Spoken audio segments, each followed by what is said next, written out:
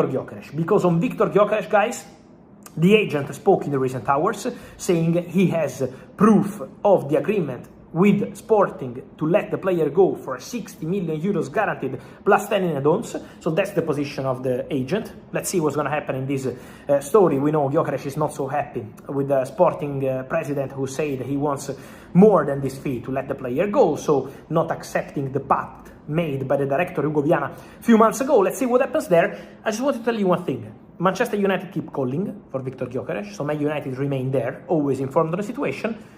But don't forget Arsenal. Don't forget Arsenal, because Arsenal remain in active contacts for Viktor Gyökeres. Arsenal last week had contacts with Benjamin Sesko, but still no agreement Arsenal-Sesko, no agreement Arsenal-Leipzig. So we are not in a really advanced stage of the negotiation. The conversations took place advancing, but not the negotiations in terms of financial point of view. For Viktor Gyökeres, new contacts are taking place. Arsenal are regaining contact for Viktor Gyökeres, so he remains an option on Arsenal list. He remains a strong option, a player appreciated internally. That's always been the case. We never had to forget about Viktor Gyökeres and Arsenal. But Gyökeres remains in contact with Arsenal, remains a player on Arsenal list, and so remains a case to watch for the next days and weeks as soon as his exit will be clarified by Sporting. So let's follow the situation for Viktor Gyökeres, because I think with Arsenal could be still a story to follow in this summer transfer window, waiting to understand what they will do with the striker.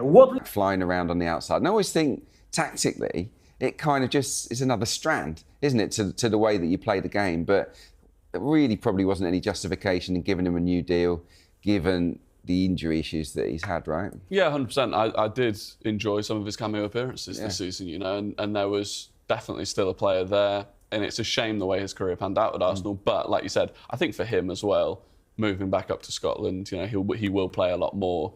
And the way that it ended, at least, you know, I actually enjoyed the fact that he did get to make those cameos towards the end of the season. We got to say a proper goodbye.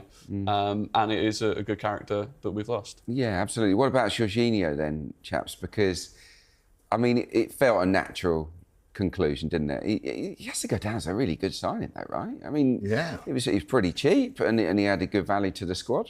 I think that window with Jorginho, Kiwior and Trossard was an underrated window. Yeah, you know, if you think about their value over the last couple of years, it's been really huge. Yeah. You know, Jorginho also came in. What I liked about him was I felt, we all know he's a great coach from the substitutes bench. Yeah, he loves it, doesn't he? He's also a great coach on the pitch. Yeah. And you can see that when Odegaard was out, he has almost been the tactical leader on the pitch. And I think Declan needed that in his first season to settle him down. Yeah. I think Havertz needed him to get him going when Havertz arrived. And that sort of value, to bring those two expensive signings in to help them settle down, was really, really good. Yeah. Adrian, you know as well as I do, I think physically he dropped away a little bit, you know, and those gaps started to appear. And when you don't play, the physical gap grows. Yes. And so it was time. It was time. Yeah, it was, I think as well, Rory, that in Rice, in Marino and in Odegaard, we've got more than our fair share of leadership qualities in that part of the pitch. So maybe his influence was not quite as much. Yeah, we do have a lot of leaders. I think the experience that he had was definitely useful. I think it was the PSG away game where he definitely wasn't fit to play but was on the bench just so that he could coach from the sideline. I think that kind of sums up the role that he probably played this season. And I wish in a way that we'd had him in more of his prime years. Because the relationship and the partnership he had with Rice on the pitch, actually, I think was a really underrated partnership through some of last season. So, I wish him all the best. What happens with Thomas Partey now then, Rory? Because obviously we're hearing talk that talks are ongoing, that Arsenal actually want him to stay. Because I think there was an assumption among some people that maybe he would move on this summer, but that doesn't seem to be the case. As an Arsenal supporter, do you want him to stay? Yeah, I mean, it's a difficult one. I think money is going to be one issue. I think he spoke recently about the fact that it's probably his last sort of big deal, and that money is obviously a deciding factor. And for us, I mean, if you lose Jorginho and Partey in the same window, that is a lot of experience to lose from the midfield at one go.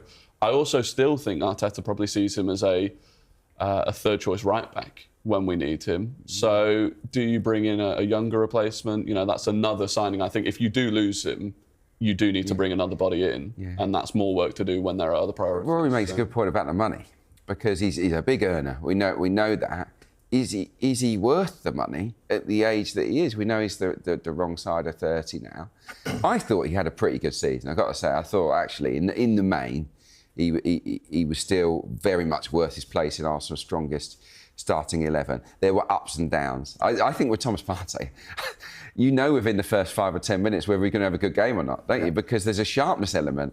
And when he's on it, there's not many people better, Clive. But if he's not on it, then really he's not justifying the wages that we're paying. Yeah, you watch him, you can see by how he moves straight away, how he receives the first pass. Yeah. If it's smooth, don't worry about him. I think it's going to be interesting because obviously he's on a good wage right now. Yeah. He's had 5 years at the club. His role within the squad is going to be different. So it's not just about accepting maybe less money over a 2-year period. It's about lesser role. Is he prepared for that, given who's coming in? And I think that's what he has to be talking about with his agent right now, and he's trying to get his best deal. If I'm him, I would probably look to go away and play somewhere else. And for Arsenal, tactically, I think we've become, not say easy to read, but we all know our pattern. And he's part of that. We all know the Saliba to Partey to Odegaard to Saka. That we can close our eyes and see that happening. Maybe it's time for something else. And we shouldn't be afraid of that change. You know, even though he's had probably his best season since he's been here. If Partey does go, who have you got your eye on? Is there anyone out there that you think... Because he would need replacing. You can't lose Jorginho and Partey and just bring in a Zubimendi, right? You can't really, unless you were to buy another left-footed defender and say to Miles, you know what, mate, we're going to redefine you as a midfielder, which could happen. Personally, I like Miles where he is. He's basically playing in midfield anyway, you know, so I like the role he has. And I think obviously he's playing for England in that role, and that could cause issues in the World Cup year. So you could go that way. Or for me, I would go for a younger centre midfielder, really. There's a couple out of France that are being mentioned, and I would look towards that. From a club perspective, they probably want to keep Partey because they don't want to outlay a transfer fee. But personally, I think it may be time to renew, and we should be looking to go a little bit younger in that area. And I'm okay with it, right? Yeah, well, Sambi Lokonga didn't work, did it really? He's probably one that's going to be on his way. What are these names? Who are these young names that have been? There's a guy called Lucien Agame. I don't know why you got me speaking these names, Adrian. So I'm now going to look at the comments afterwards. Clive, you butchered that. Where do you stand with Zinchenko, Rory? Because I kind of assumed he was leaving, but he's got another year, so you know he could in theory absolutely stay and be a valuable player for us as that cover at left back, and maybe that cover in central midfield, not a replacement for Thomas Partey, of course, but someone who could just come on and help us in that department. Yeah, I think it's an interesting one with Zinchenko. I think obviously we know he can play in midfield because he's done it for Ukraine for so long, and I don't know, Arteta never really opted to do it, even when he had the opportunity to, until he was kind of really forced to at points.